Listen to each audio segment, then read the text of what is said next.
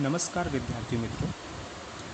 इस कोरोना महामारी से आप सभी सुरक्षित रहें, ऐसी मनोकामना करते हुए सीडसीएल के तरफ से मैं इस होम लर्निंग प्रोग्राम में आप सभी का स्वागत करता हूं। विद्यार्थी मित्रों, आज हम कक्षा 12 के अकाउंट विषय के भाग 1 के चैप्टर नंबर 3 ख्याति का मूल्यांकन के विषय में चर्चा करेंगे। जैसा कि आप लोगों को बताया गया था कि यह चैप्टर बोर्ड की एग्ज़ाम में 6 नंबर का वेटेज रखता है। तो सबसे पहले हम ख्याति के बारे में जानेंगे।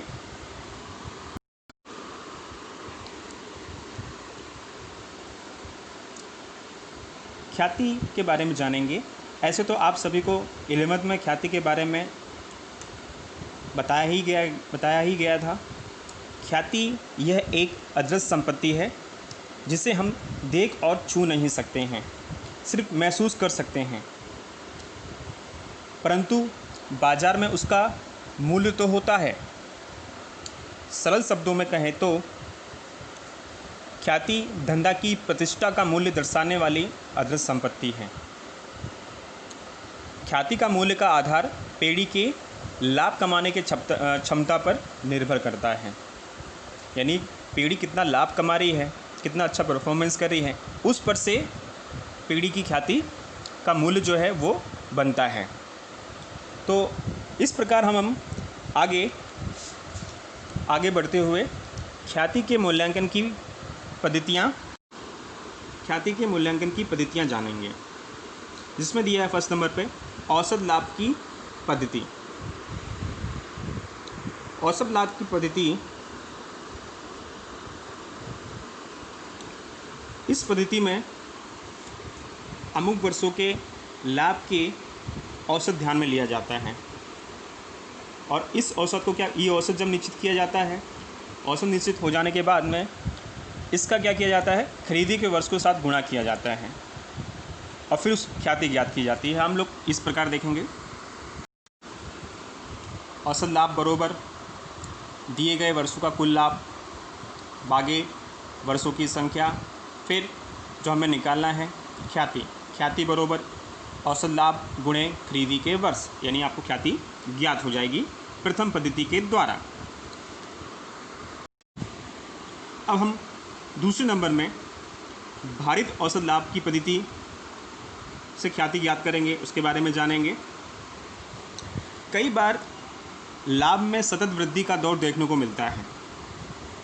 ऐसे संजोगों में नज़दीक के वर्षों के लाभ को अधिक भार और उससे पहले के लाभ को कम भार दिया जाता है। समान रूप से 1, 2, 3, 4 ऐसे अलग अलग वर्षों के लाभ का भार दिया जाता है और फिर अलग अलग वर्षों के लाभ को भार देकर औसत निकाली जाने पर उसे भारित औसत लाभ के रूप में पहचानते हैं। इसका भी हम नमूने द्वारा स्टेप बाय स्टेप भारित औसत लाभ की पद्धति से कैसे हमें ख्याति ज्ञात करना है वो हम लोग देखेंगे।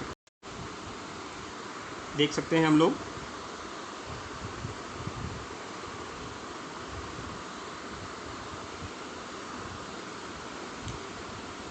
फर्स्ट नंबर आपको कोष्ठक बनाना होगा।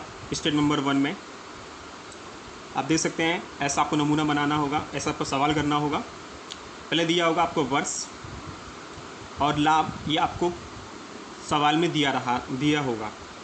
आप वर्ष दे सकते हैं 2012, 13, 14, 15, 16 ऐसे वर्ष दिए जाएंगे और लाभ जो है वो भी आपको दिया जाएगा। पर लाभ में आप देखेंगे सतत वृद्धि वाला लाभ होगा इसके अंदर। फिर उसी हिसाब से हमें उसको भार देना होगा। शुरुआत में 1, 2, 3, 4 यानी जो लाभ होगा वो आपको सतत वृद्धि वाला दिखाई देगा। पहले कम, फिर उससे ज़्यादा, फिर उससे ज़्यादा, फिर उससे ज़्यादा, ऐसे, और उसी हिसाब से उसको भार देना होगा हमें। यानी आप देख सकते हैं जो 2015-16 है, सबसे जो लास्ट वर्ष दिया हुआ है उसको सबसे ज़्यादा भार दिया गया, क्योंकि उसका लाभ जो है सबसे ज़्यादा होगा। इस प्रकार हम लोग गुणनफल करेंगे।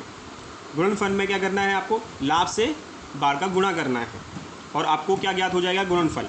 इसी प्रकार से सारे वर्षों का हमें गुणनफल करना होगा और फिर लास्ट में हमें भार का और गुणनफल का टोटल करना होगा। ठीक है। भार का टोटल करेंगे तो निकलेगा कुल भार, और गुणनफल का टोटल करेंगे तो निकलेगा कुल भारित लाभ। अब हम जाएंगे स्टेप नंबर 2 में।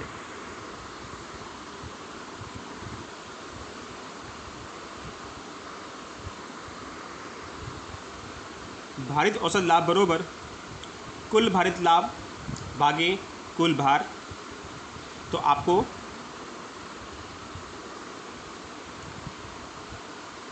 भारित औसत लाभ ज्ञात हो जाएगा। फिर स्टेप नंबर 3 ख्याति बरोबर भारित औसत लाभ गुणे खरीदे गए वर्षों की संख्या। इस प्रकार भारित औसत लाभ की पद्धति से हमने ख्याति ज्ञात की।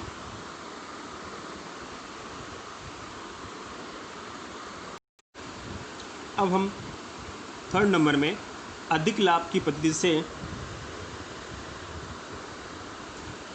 ख्याति ज्ञात करने के बारे में जानेंगे। इस पद्धति में धंधा में विनियोजित पूंजी, अपेक्षित मुआवजा का दर, औसत लाभ जैसी बातों का हमें उपयोग करके अधिक लाभ ज्ञात करना होता है। अधिक लाभ यह धंधा के औसत लाभ का अपेक्षित लाभ पर की वृद्धि दर्शाता है। अर्थात जब धंधा अपेक्षित लाभ की अपेक्षा अधिक लाभ कमाता है तो जितना लाभ धंधा द्वारा अधिक कमाया जाता है उसे अधिक लाभ कहा जाता है, और इस अधिक लाभ के आधार पर ख्याति का मूल्यांकन किया जाता है। सबसे पहले आपको विनियोजित पूंजी ज्ञात करनी होगी। विनियोजित पूंजी बरोबर कुल संपत्तियां माइनस कुल भारित दायित्व, यानी आपको मिल जाएगा विनियोजित पूंजी। फिर सेकंड नंबर में अपेक्षित मुआवजा का दर जो आपके सवाल में दिया होगा। फिर 3rd नंबर में अपेक्षित लाभ बरोबर विनियोजित पूंजी गुणे अपेक्षित मुआवजा का दर भागे 100।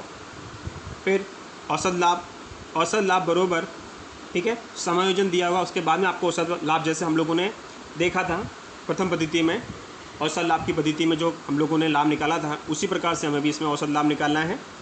फिर निकालना होगा आपको अधिक लाभ। अधिक लाभ बरोबर औसत लाभ माइनस अपेक्षित लाभ, तो आपको अधिक लाभ ज्ञात हो जाएगा। फिर लास्ट में जो हमें निकालना है मेन मुख्य ख्याति ज्ञात करनी होगी। ख्याति बरोबर अधिक लाभ गुणे खरीदी के वर्षों की संख्या। हाँ, अब हम लास्ट चौथी पद्धति 4th नंबर की पद्धति लाभ की पूंजीकरण की पद्धति के बारे में जानेंगे।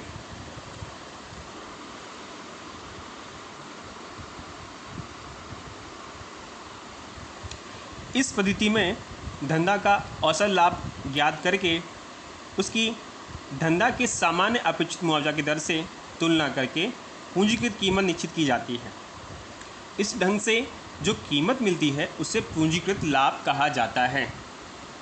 पूंजीकृत लाभ अर्थात अपेक्षित दर के आधार पर औसत लाभ की पूंजीकृत कीमत, जैसे कि नीचे दिया हुआ है उसका सूत्र हम देख सकते हैं। पूंजीकृत लाभ बरोबर औसत लाभ गुणे 100। अब हम इसके नमूने जरिए इसको समझेंगे। जो हमें सवाल की गणना करनी होगी वो किस प्रकार गणना करनी होगी इसकी लाभ की पूंजीकरण पद्धति के आधार पर। तो सबसे पहले देखिए, विनियोजित पूंजी आपको ज्ञात करनी होगी। शुद्ध संपत्ति या विनियोजित पूंजी, कुल संपत्तियों में से हमें कुल भारित संपत्ति माइनस कर देना है, तो आपको मिल जाएगा शुद्ध संपत्तियाँ। फिर सेकंड नंबर में अपेक्षित मुआवजा का दर जो आपके सवाल में दिया गया होगा। फिर हमें 3rd में औसत लाभ, जैसे कि हम लोग औसत लाभ निकालते हैं प्रथम पद्धति में मैंने बताया वैसे औसत लाभ निकालेंगे। फिर 4th नंबर में पूंजीगत लाभ बरोबर औसत लाभ भागे अपेक्षित मुआवजा का दर गुणे 100। और फिर लास्ट में 5वें नंबर में निकालना होगा हमें ख्याति बरोबर पूंजीगत लाभ माइनस विनियोजित पूंजी। इस प्रकार आपके चारों पद्धति जो है ख्याति के यहाँ पर पूरे होते हैं। अब नेक्स्ट वीडियो में हम इसके सवालों की गणना करेंगे। धन्यवाद।